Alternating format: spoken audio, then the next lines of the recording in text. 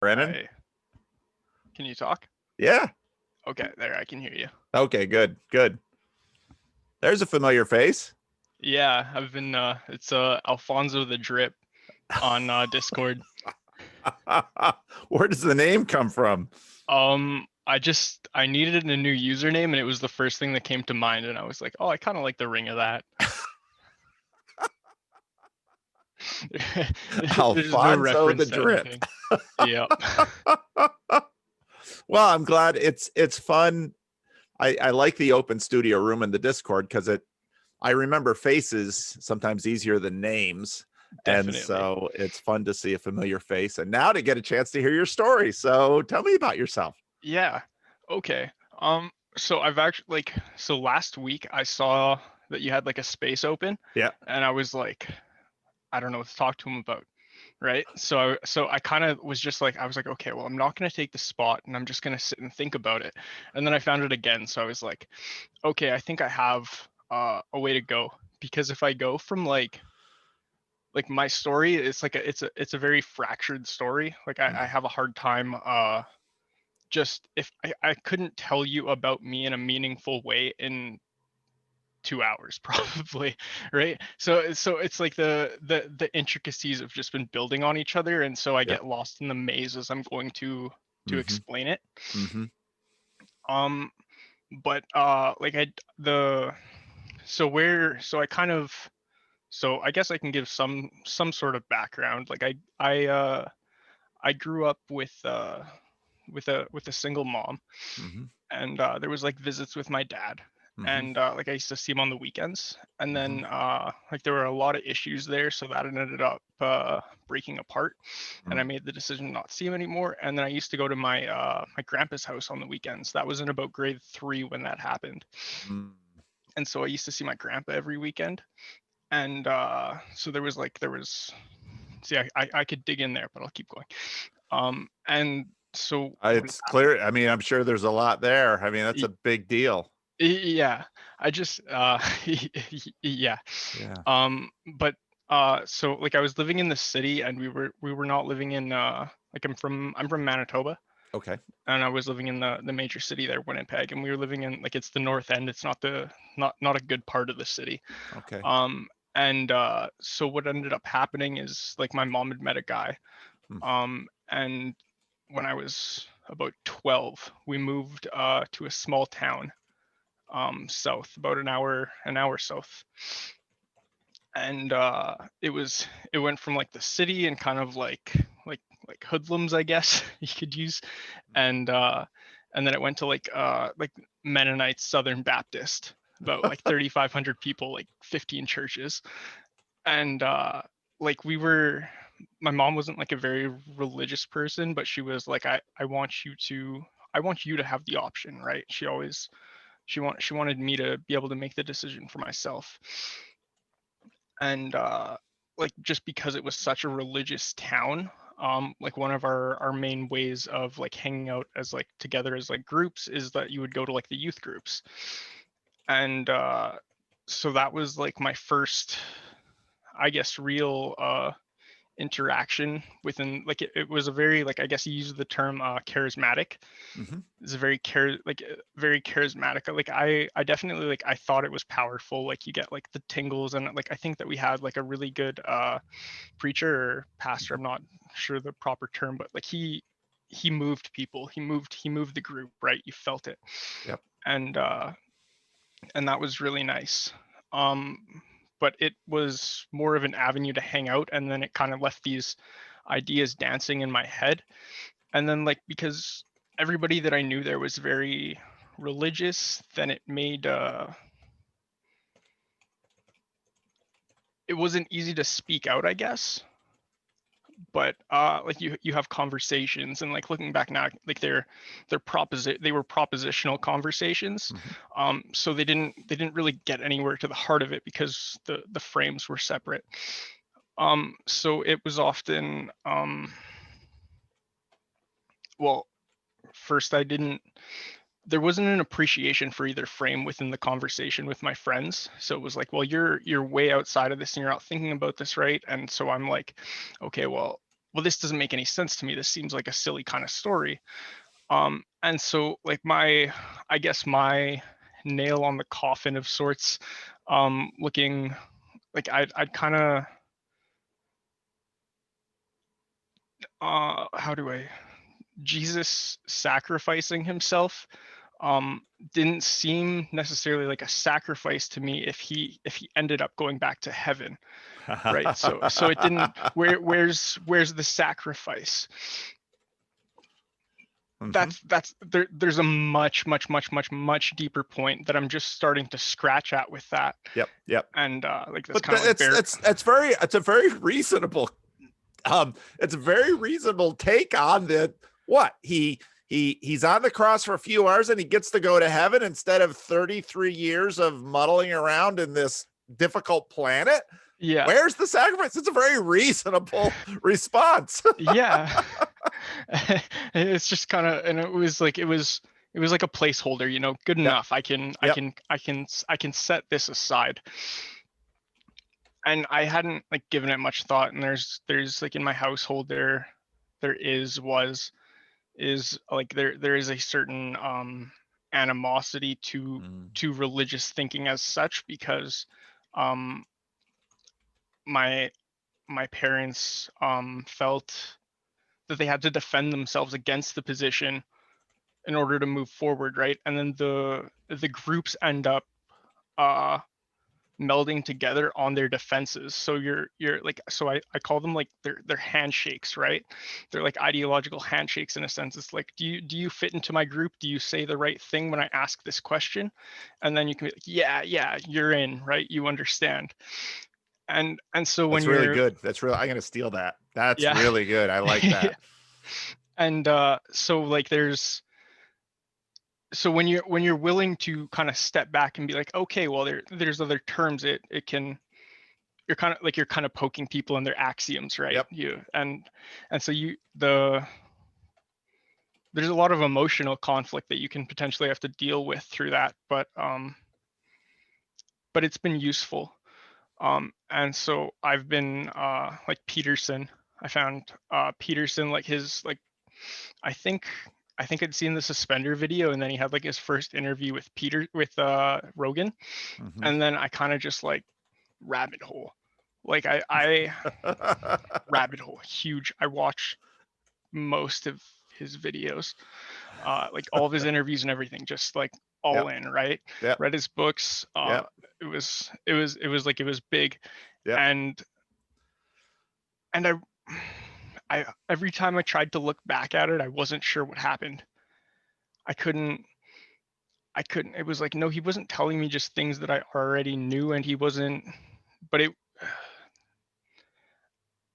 there was I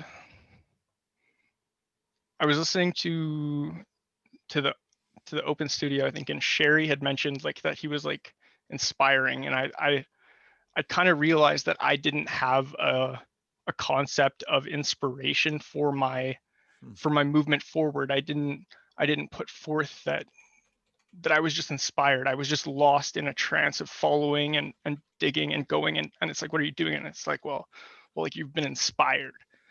And I thought that was really useful, because he inspired me like in a lot of really deep ways. Yeah.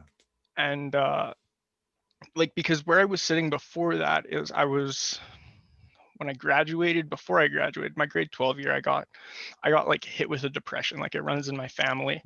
On like a biological level, like 2 of my older family members have committed suicide. My mom's not. My mom is on medication.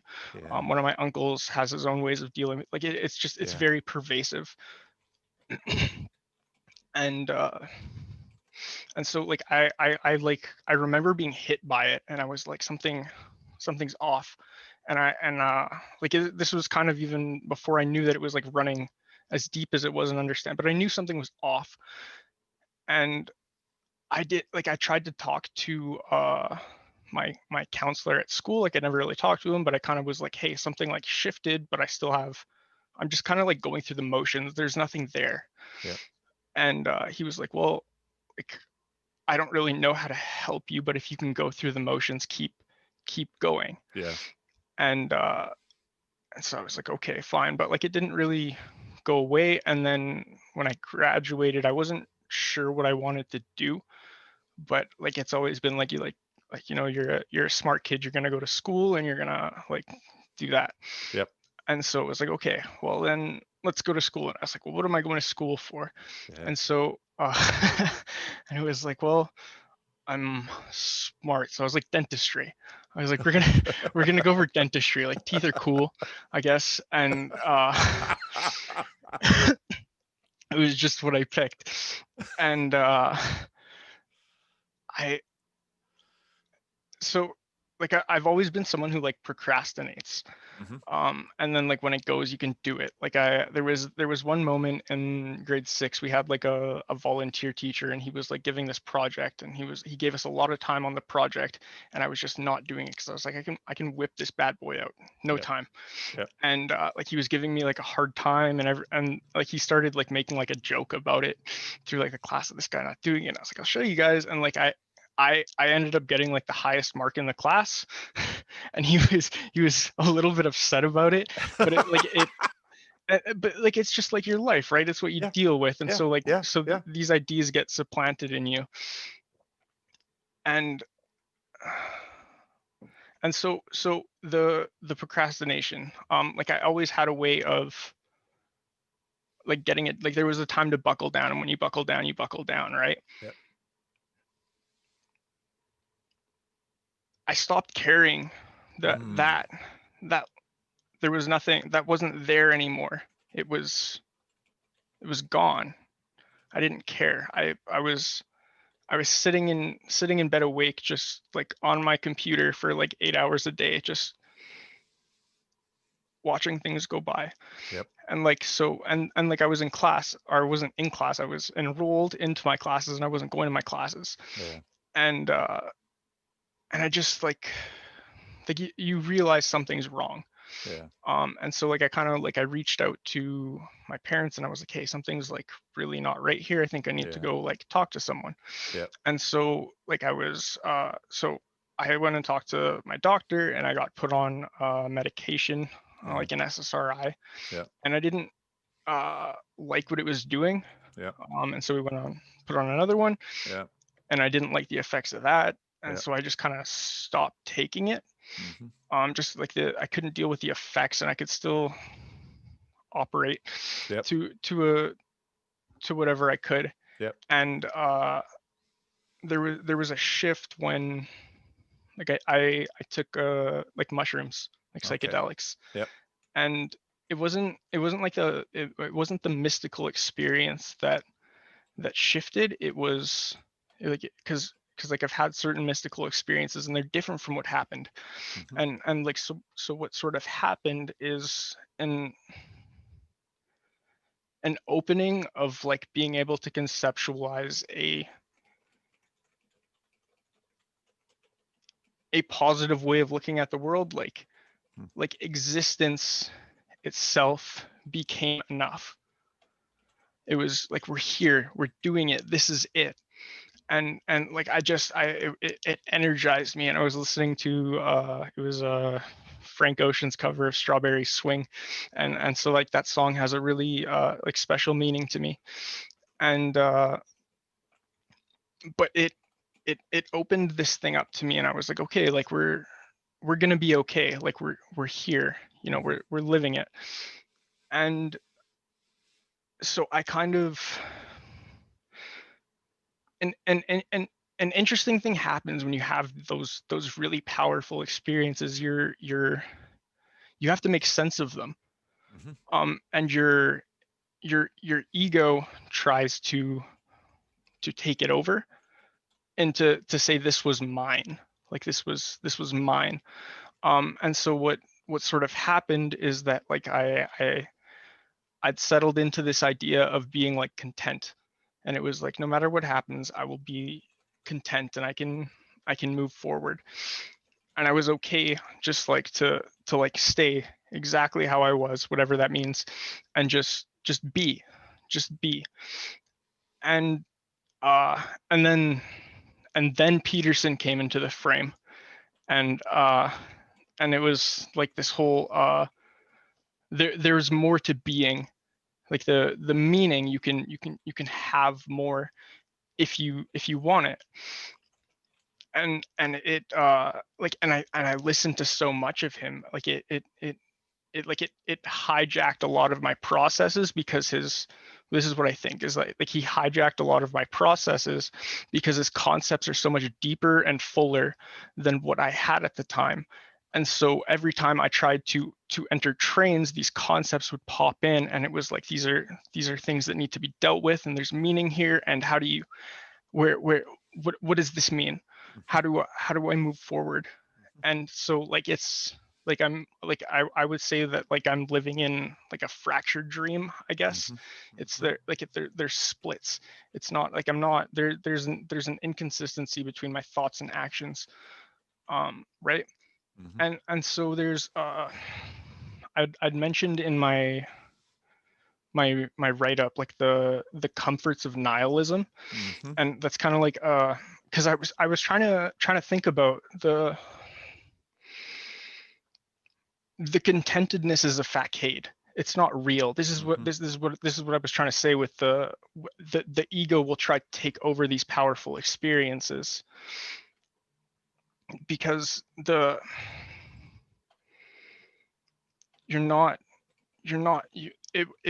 wasn't okay with existence. I was within the transcendent, and that's what made it okay. And I kind of lost my train. You'll get it back. The contentedness is a facade. The comforts of nihilism. Right. You realize that okay. Okay. So I was trying to, yeah, it's not. So I was trying to figure out like, okay, what like, so I didn't have the comforts of nihilism. It was like I don't care. I like that's a real thing for me to contend with, is like I don't care. And that's it's a powerful tool to put everything aside. And so it's so like I kind of, I was trying to conceptualize what this kind of is, how I'm moving through the world, because I was listening to Peugeot talk to like Rationality Rules and like those guys, and he's like, where are you standing? And that's a really useful thing to ask yourself when you're going down trails. Well, like where are you standing while you're bringing these things up? And so it's kind of it's like you're detached, and but you're still like, but you're hyper focused on something. And but it allows for a sort of haze, because you're so focused on something that you're ignoring everything else, and you can stay there. Like it's kind of like your data, like your habits are kind of like the things that you're hyper focused on, the things that you do every day, and you're not going anywhere with them. You're just doing them. And it's like, this is good. And it's like,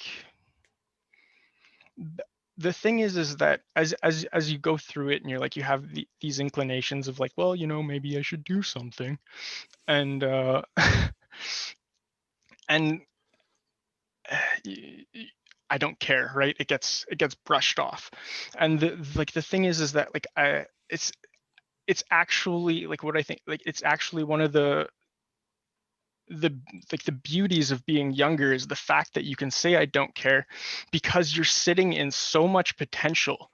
You're sitting in so much potential that you can just focus on this one area and ignore its impact on everything else. And you get to say, fine, this is good. This is good enough. I can ignore everything else. And that's helpful if you want to find something new and dig into something, because you can ignore everything else and have this hyper focused attachment. But if it's for living your day-to-day life, it doesn't necessitate really anything. It's like it's an abuse of the fact that you can be in so much potential and focus on these things, because because you have to be aware of the fact that the potential is going to collapse as you're moving forward.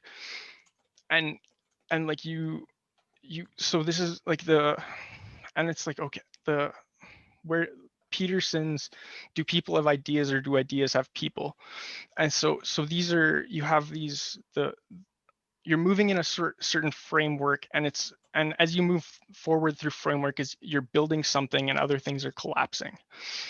And so like what dream are you in, right? Where are you going? What are you doing? And so this was, and then the thing that I pulled out of that problem was like, um I was listening to the Peterson, like, you're oppressed, you're oppressed, you're oppressed. Yeah. And it's like and it's like, bear your cross. And it's like it's real suffering Yeah.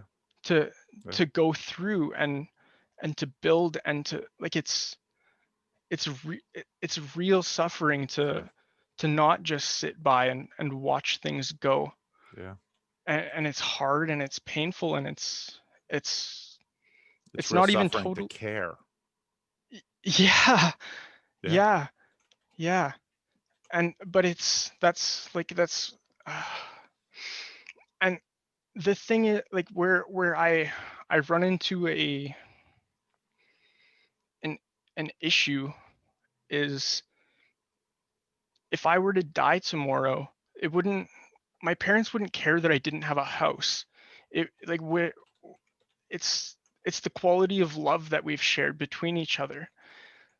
And so there's a part of me that wants to write off the whole building as an aside, because I can love, and why can't that be enough? But it's not it's not enough of the picture. It's not the right frame to draw the conclusion, right?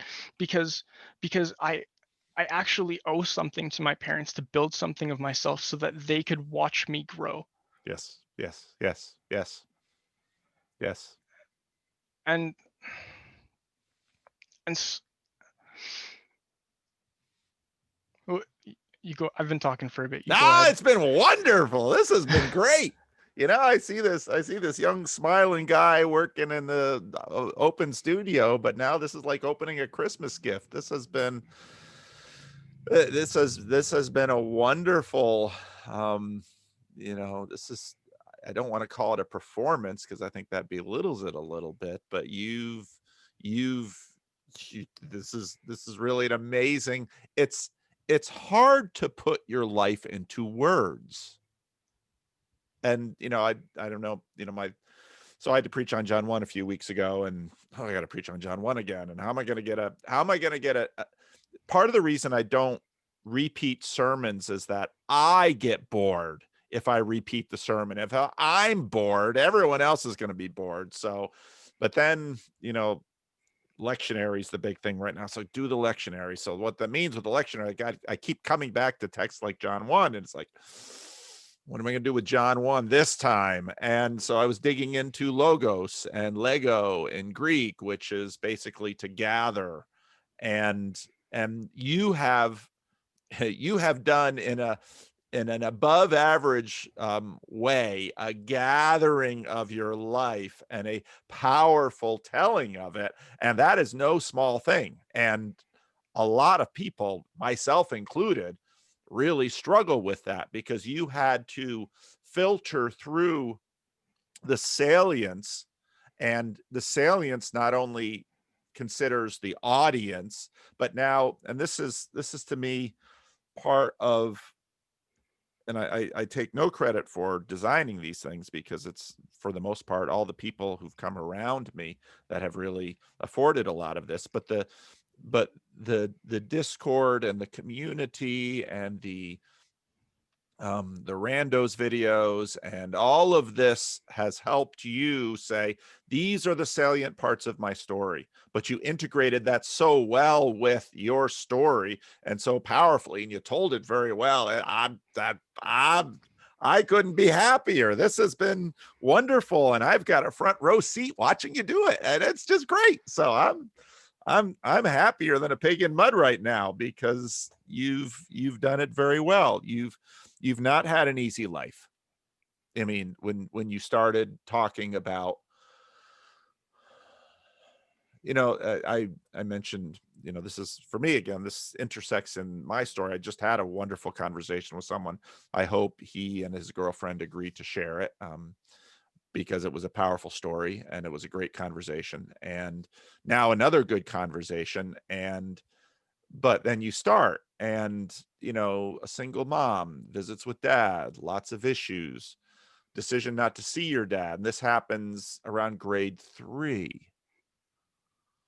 And then a remarriage, and it sounds, and then a move from a kind of crappy area to a smaller town, which is full of religious people and churches and youth group. I mean,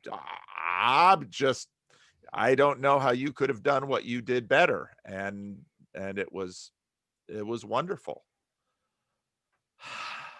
And it was wonderful. I mean, we could land the plane right now and call it good, but I suspect there's more good stuff to have. And since we still have a half hour, I don't want to stop it now. My only question is, where do you want to go from here?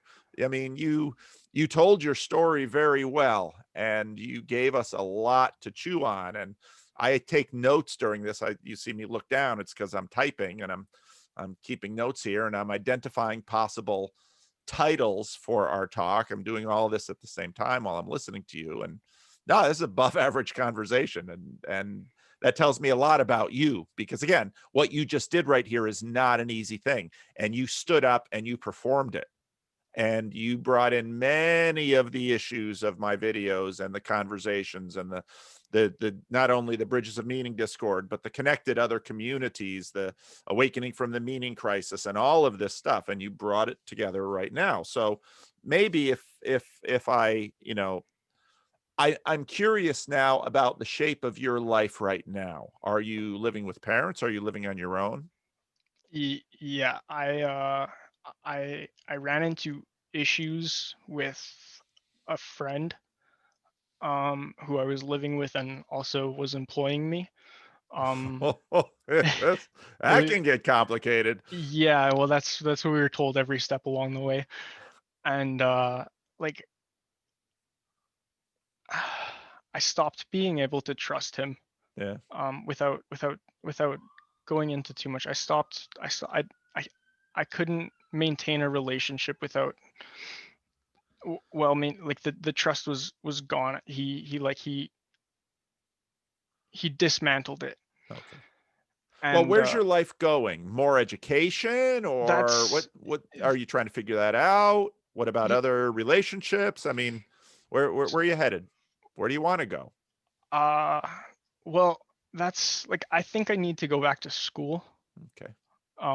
because that's in terms of like having like integrating the like my ideas that interest me Yeah. and my life. I Yeah. don't I've done a decent amount of like trade work.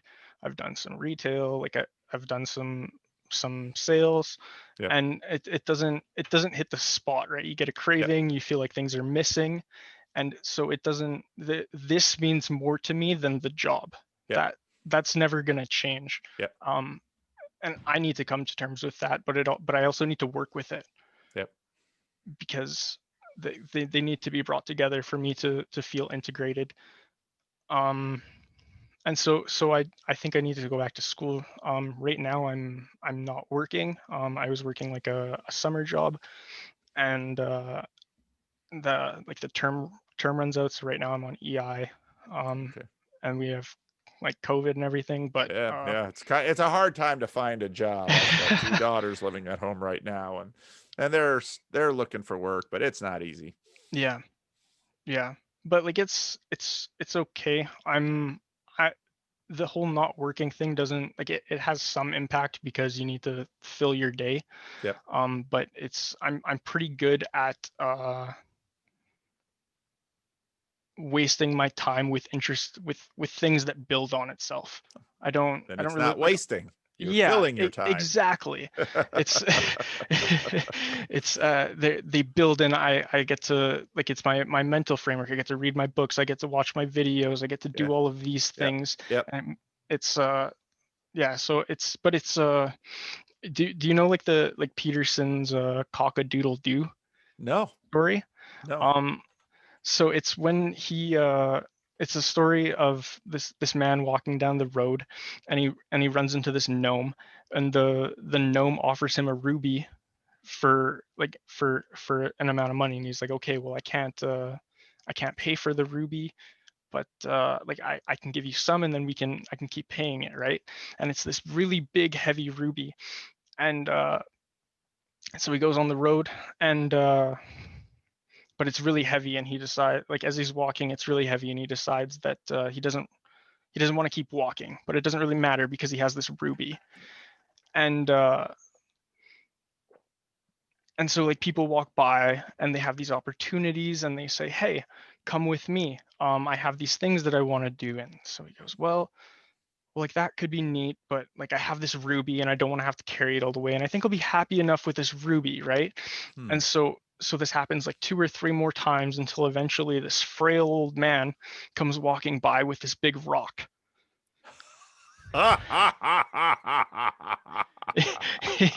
Yeah. And this frail man walking by with a rock says, what are you doing just standing there with a rock? And the man says, oh, well, what do you mean, me with the rock? I have ruby, you have a rock. And they get into, like, an argument, and then eventually, like, the gnome comes out and was like, if you would have put down the if you would have put down your prized possession for, like, just a Yeah. second, you would have seen what it was. Yeah. And and then he's like, so, like, if you want it, then you can, like, if you, now that, like, you've had these troubles, like, put it down and I will give you what you deserve. Yeah. And they put it down, and it breaks open, and a bunch of worms come out and consume them. Oh gosh, what a story. Yeah. And I feel that. Okay. So you feel that in terms of, you don't want to walk around, and I see this with my daughters right now too. They're both very productive, and so they're doing good things with their time. So I have absolutely no complaints about their present level of employment, because um they are not wasting their time. They are filling their time with worthwhile things that I think in the future will serve them well. And so it sounds like you're doing similar things, but part of filling your time now is thinking about direction, in terms of, because you clearly have aptitude, and I think you said it very well. You've worked some trades, you've worked retail. In my experience, those who go to school, I mean, I went, like many people, I went straight through, but what that means is by the time you get to college, you don't value it. And in fact, not only don't you value it appropriately, because you have no frame of reference in order to evaluate it, you also can't get the most out of it, because the truth is, just like with everything else in formal education, there's a certain amount of cruft and corruption, which, if you knew a little bit more, you would sort of sidestep, and you'd actually be able to purify and perfect your education as you get it, rather than just sort of taking the default mode, which is what the student gets when they're just running through it. So you're at a position where, you can afford that, and you've got some wisdom. But now what and now we're sort of into Petersonian future authoring stuff. What do you want to see your life look like 10 years from now? it, it's like, I've been kind of building it a little bit. I want a dog. I want an American Akita. Okay. That's my dog. uh, and I need, and, like, it's a that dog specifically is a big responsibility, because it, like, temperamentally, it can be difficult to deal with. They're a little stubborn headed. They don't necessarily get along with other animals, and they're fairly large, or other people. But like, so, but that demands that I have a place with, like, an enclosed Yeah. backyard, Yeah. and like, a place to live in. And so that's something. And You so, have a like, I have to goal. build That's a towards good that. thing. Yeah. and what do I want in 10 years? I can't necessarily, like, I can say like maybe a girlfriend or wife or kids or a house and stable job, but that doesn't mean anything. Um, I need, I like it's I want to be, um I want to be like, I want to, I I don't know how to put it aside from like build a relationship with God. Hmm. I want to have it at like the walking with God. What do I want in 10 years? I want to feel as though I am acting in a more integrated way that that best besets my life and my interactions with that of the transcendent. And so, but that's also like, it's nice, but it's hard to bring it back in. It's really hard to bring it Yeah. back in. Um, well, and because like there's certain social standards that say, hey, this means you're living a good life, and well, it's so I have a pushback against that, because who are you to tell me what's a good life? But at the same time, they're insanely useful markers for just like your sovereignty and ability as an individual to make his way out in the world. And so I need to start looking at it more like that into my everyday life, and how my actions and how my times are being filled are going to compound towards that. Hmm. Hmm. That's good. That's good. That's very, very good. You've got a real gift of summary. I, yes, I'm a summarizer, right? I'm not actually a very good thinker, believe it or not. Hmm. If I sit there and it's like, what, like, I'm not coming up with ideas every here and there. I'm listening and taking it in and seeing it, Yeah. and then trying to bring it back together. Yeah. Uh, But that's no small gift. And as you just said, people have different gifts. There are some people that it's just insight, insight, insight, insight, and they're gold, but there's jewels scattered all over the lawn, and it's like, all right, what are you going to do with all those jewels scattered all over the lawn? You're on the lawnmower over that sucker, and you're going to wreck it. yeah. And so it's there's I know it bothers the psychologist when I say something like this, but there are lots of different form. I'll say it a little different that won't bother them so much. There's lots of different forms of smart. And so don't and that's one thing I've learned in life. I've known people who have almost zero education, but they are smart in a lot of ways I'm not. And I mean, we are enormously complex creatures, and so everybody has a degree of giftedness, and this is part of your giftedness. And so figuring out where your gift and the world's great needs sort of meet is the challenge, and figuring out how that meets with all of these other. I mean, it's very interesting to me. Often people will say, I want to be married, I want to have a job, I want to have a home. Those will be kind of the big things people put in. You put the dog in first, but then you connected it with, in order to have a dog like this, I'm going to need to have. And so I found that very interesting, the order that you process these things. So it's very interesting. I Well, can so can you I be more specific in terms of, would you like a job that has more people or more things, or work with your hands or work with your mouth or your mind? w- so I think I want to go into clinical psychology, which is like, Okay. I I'm Yeah. I'm embarrassed to say that because of how much I like Peterson, Yeah. but there's a level on which the the frame fits for me. Sure. And so like, but I'm not sure if I'm better suited for research or for the interpersonal aspect Yeah. of it. Yeah. Um, and so like but I don't even, I think it's psychology related that I'm gonna go. Yeah. But there's so many avenues to go down there, but I need to get into school and get a like a bachelor's, and then I need to get a like a master's or a PhD, because a psychology degree doesn't really mean anything. Yeah. But like the frustrating thing for that point is that I can't even really approach the industry until I've gone through some schooling. Yeah. Yeah. So it leaves me at like there's a panging hunger every time I'm at a job that it's not this thing that I feel like I should be doing. Yeah. Well, I want to and I just wanted to touch on yeah, go ahead. like you were talking about like the giftedness, and like I don't like so like I like in like intelligence or like smart, like it's a weird thing, because you don't you if you were by yourself as an isolated person, you wouldn't be able to tell that you were smart or stupid or anything, right? It's like it's a reinforcement from other people. um and so like and it's a but it's also a thing that you have to live up to.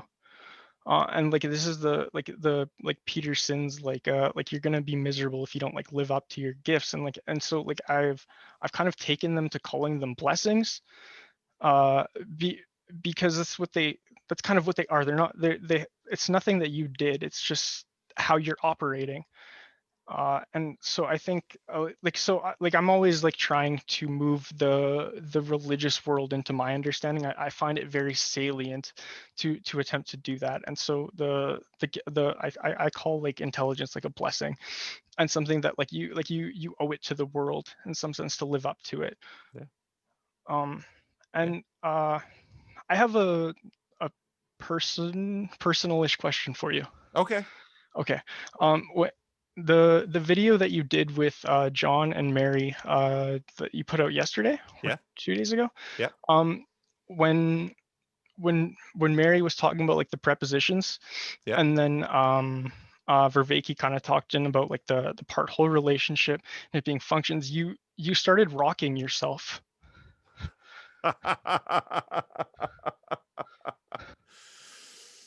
Like this. Yeah. I was curious what like What does this mean? what were you hit by? I was just I was Well, curious. it's the prepositions are spatial. Okay. They're not just the prepositions are an attempt to turn space into grammar. And a lurking issue behind this is why I'm rocking now, because I rock when I am accessing, well, why might some psychologist could probably tell me, I don't know. I rock because certain parts of my brain are, well, how it feels to me is I'm trying to do some deep processing of something that I have not I have not been able to get it into the left side of my brain, which is, in terms of the standard template, my ability to articulate it in a somewhat definitive way, to put it into propositions, to systematize it. And so this is, I'm moving back. My wife is a Waldorf teacher, and they're all about crossing. So there's this, so there's this axis, and this lines up with the two hemispheres of the brain. And so with a lot of education, they try to get kids to do things with their feet and with their hands that keep crossing that axis. And probably nobody's ever mentioned this to me before, so thank you for this, because I do it, I don't do it consciously. Probably Mhm. what I'm doing is I'm taking thoughts in one side and trying to get them over to the other, or get them onto this side, and so I'm going back and forth. And so when Mary starts talking about prepositions, I'm thinking prepositions are spatial. And a big part of what's going on in this whole thing is language is so powerful and so important, but also deeply limited. And because we're doing just like you did at the beginning of this video, we're gathering all of this stuff and we're putting it into these sounds and into these words, and that's so important. But lately I've been preaching on John 1 and logos made flesh. Well, what is the relationship between logos and reality? And by him all things were made, through him all things were made. There is nothing that has been made that has been not been made through him. And so you begin, and so I've been doing a lot of thinking about the matterverse, the three-dimensionality, and the story verse, all of this articulation. And so then when when I sit down and talk to someone like John and Mary, it's really fun because, well, John is an interesting academic in that he is a full-blown academic, but he's also he's got more to him than that. Okay, so he's not just somebody confined to an office. And so that's really helpful. Mary is not an academic. Neither am I. I mean, I'm surrounded by books, but I keep making this point to people. I might read and think a lot, but I'm not an academic. And that is being demonstrated by what you and I are doing right now. Because I could spend these 2 hours this morning that I'm doing with conversations, I could spend that time with some books, but I kind of would rather spend it with people, because that gets deep very quickly. But so yeah, so what I'm doing, I'm listening to John and Mary, and I'm listening to an academic and someone decidedly non-academic talk. And the way the interchange is probably going to go is the way almost every interchange goes, which is someone presents a point and the other person, okay, we're practicing critical thinking. The other person is their initial position is critical, and that's not necessarily comfortable interpersonally, but it's helpful because, okay, you're going to throw something at me, I'm going to test it. And so that initial nah is sort of a test, but that's not the end of the story. So then the person's going to push back and they're going to push against each other.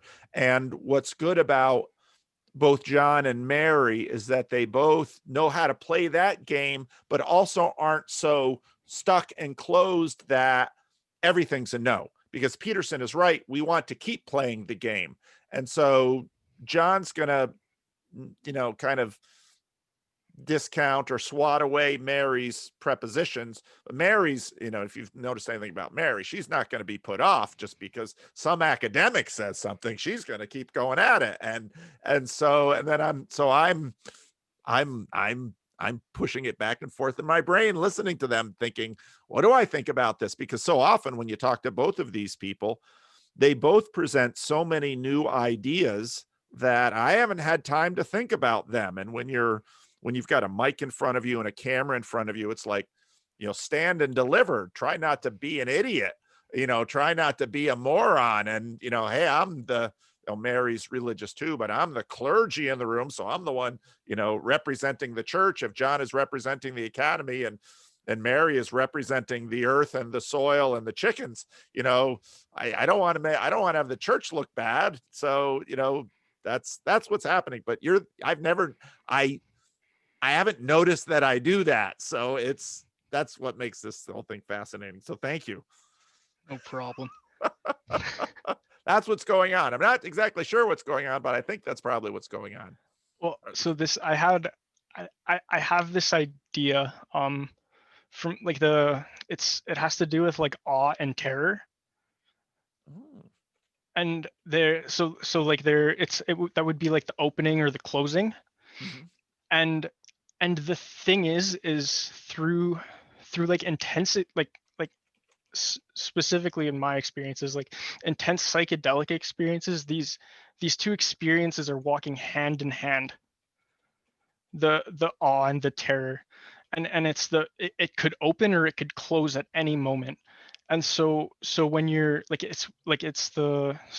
think that there's a sort of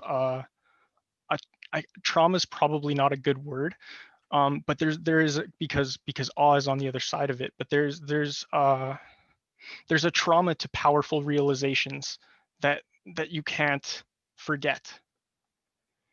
It burdens itself in you, and then like, and so like if you look at like people who have gone through some sort of trauma, and it's like they're going in, then there's an inference to the to that sort of situation, and then all of a sudden their brain starts running it again, and then they're there, and they're like, whoa, right?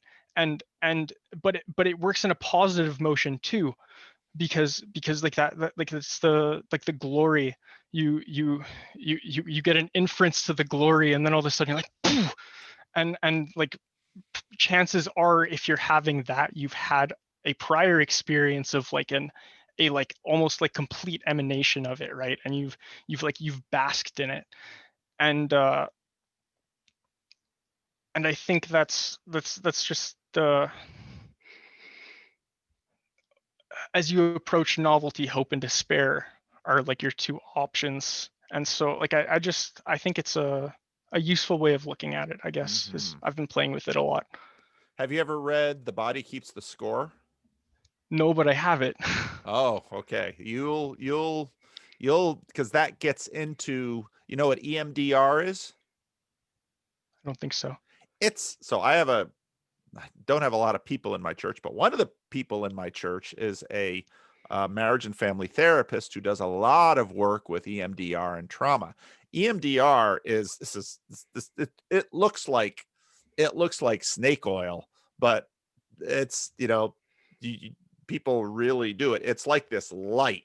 It's like this strip of lights, and the lights go in a pattern, and that goes back and forth, and and it's part of a treatment to trauma. You sit there and they have them look at the lights, and then the therapist starts asking them questions about the trauma, because trauma gets stuck in the brain somehow.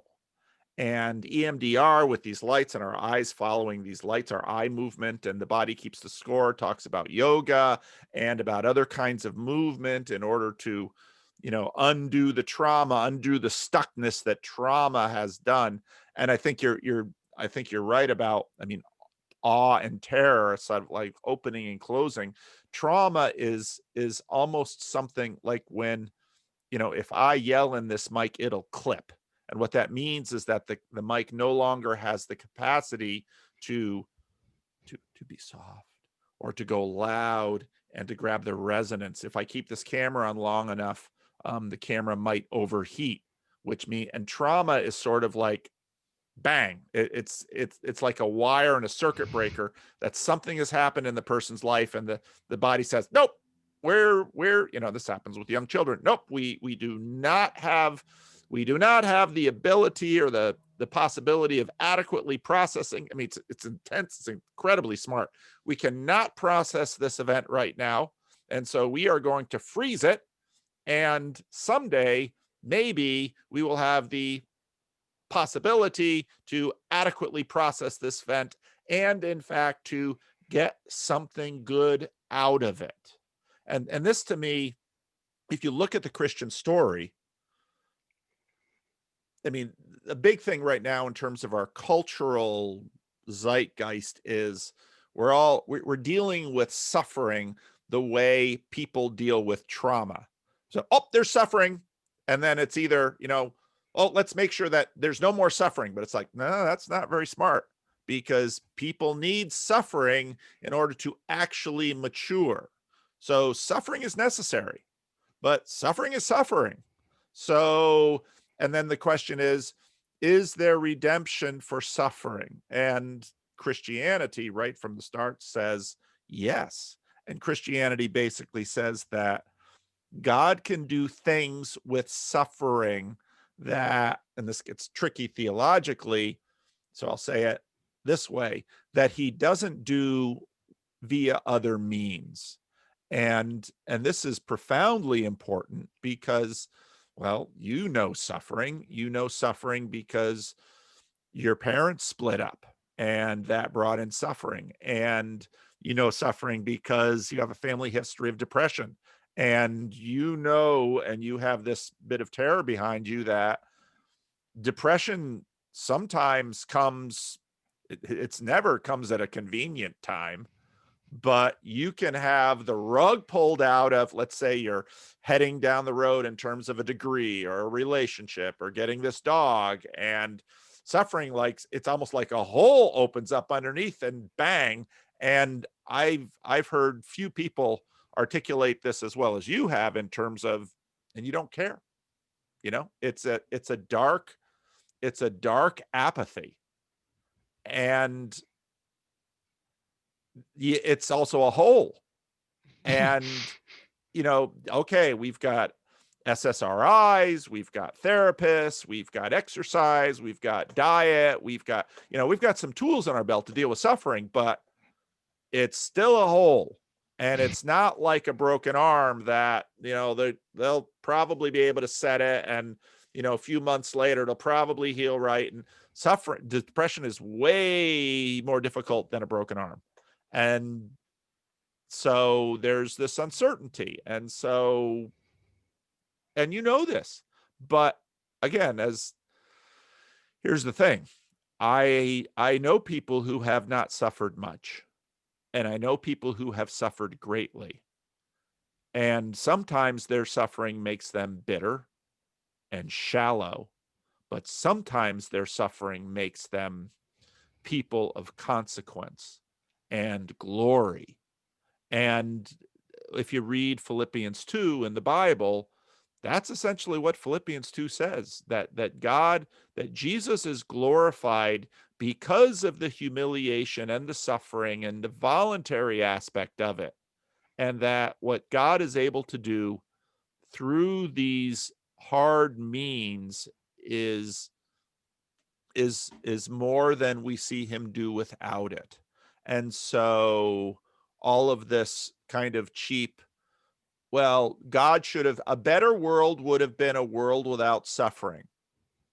Do you know that? Because I talk to plenty of people who, they sure don't say, oh, my suffering was great. But they do say that suffering was useful to make me into something I could not have been without it. And I deeply value and treasure that. So, that's, and Christianity builds that into its story and builds it into its wisdom and builds it into its view of the world. Now, how to deploy it. So, sorry, you talk to a minister every now and then you get a sermon. That was great. I love that. Okay. We're getting to the end of our time. Any other questions you wanted to hit me with? I can, it's kind of big, but I can kind of throw it at you because I think it's really useful. Okay. So I've been reading How Emotions Are Made. It's by Lisa Feldman Barrett. Okay. And what she gives a frame of like a classical view of emotions, and then she tries to add more nuance to it, I guess. And it's almost like directly related to the issue with words, is that so she tried to find a fingerprint for emotions. So like this set of things happens when you're sad, angry, happy. So it's like the increased heart rate. So she did like some tests with like visual interpretation, and if they didn't have context, they couldn't really guess the emotion. It was just kind of like a face. And they like the concepts bleed together. They bleed together. The inferences overlap. So there's no like actual unique fingerprint for it. And she tried to like dive into it for like in your brain circuitry. Do we have like an angry thing? Do we have this? Do we have the emotions? And we don't really. They're concepts. We build the inferences from concepts. So like the like anger itself is not like that's not it's not a real thing in some sense. It's a concept to put the emotional affect and past experiences and how to move forward in the world. And so we'll label that anger. And so what that kind of is, so like if you go to other cultures and you ask them what emotions are and how they affect them, they're going to have different words, different concepts, and even different bodily feelings, right? Some people, when they're sad, they might not cry, but they'll have a stomach ache in different cultures. Wow. So it doesn't nail down. And so like the thing that has been really dragging, has been pulling me through on that, is that like it's just like how much of a map we use, how, and then the like the maps that we use are made off of inferences, because like there's no fingerprint for this is this. It's like it's inferences all the way down, right? It would be like the relevance realization. Like it has to, like it's the relevance realization. It's not the concept itself. And then so what the emotions have done is kind of thrown out the relevance realization, taken the concept, and then gone concepts all the way forward. But it's left a bunch of holes, because where are these concepts coming from, and they don't exist everywhere. So where's the, like there's an issue there. And then I think that and so what that, this is like a really deep point of like Peterson's pay attention. See, now I can't rock and not think about it. I just started rocking. So go on. I'm sorry. Sorry. This is like Peterson's pay attention is that like it's not, it's like pay attention to what you're doing, but like look at what concepts are you using to make sense of it. Pay attention to that. Which holes are you going for? Because oftentimes your arguments are built off of presuppositions. And what are your presuppositions? Because your like it doesn't, on some level, when people are arguing, they're not arguing about the thing, they're arguing about the value of their presuppositions, and they're ignoring the thing that you need to be looking at. You need to pay attention to the thing and ignore your concepts. But it's like, well, how do you do that? And it's like, well, I only have this concept. And it's like, no, you have inferences, you have thousands, billions of inferences all the way down, and you need to start looking at the inferences and how those come together. And this is just like a thing that I've been recently been able to do, is like you stare into like a vacuum of inferences. It's like a picture, but it's not a picture. I'm not a very imagistic thinker, but you look at it and you see the interaction without the words, and then all of a sudden you can summarize the interaction in a more clearer form. And like I think that's what like pay attention, right? And so that's a rabbit hole I've been on, and I thought That's that a I good wanted to rabbit share hole. that. And again, you shared it really, really well. I'm glad you're on the Discord. I think you're going to find, I think you're going to find some people wanting to pigeonhole you now and go into some of these pigeonholes, so, or rabbit holes, rabbit trails. So no, that's really cool. And I just, while you're talking, I bought the book. Oh, no way. That fast. It's like, it's a great book. It's a great book. Well, that sounds really cool. Yeah. It sounds really cool. And wow. And you laid it out really well. You've got some gifts, and I think those gifts are going to be used. And I'm impressed. That was really good. I don't know enough about this to say much, but you laid it out really well, and I'm gonna have to think about it. You got me rocking, baby. Ayo. I started rocking. It's like, oh dang it, I'm doing it. Nobody ever pointed that out to me before. Now I gotta see myself rocking. Well, it's okay. That's how you dig deeper, right? That is how I dig deeper. Yeah. That's at least that's what I think I'm doing. And maybe I want to suck my thumb too. I don't know. Might help. Might help.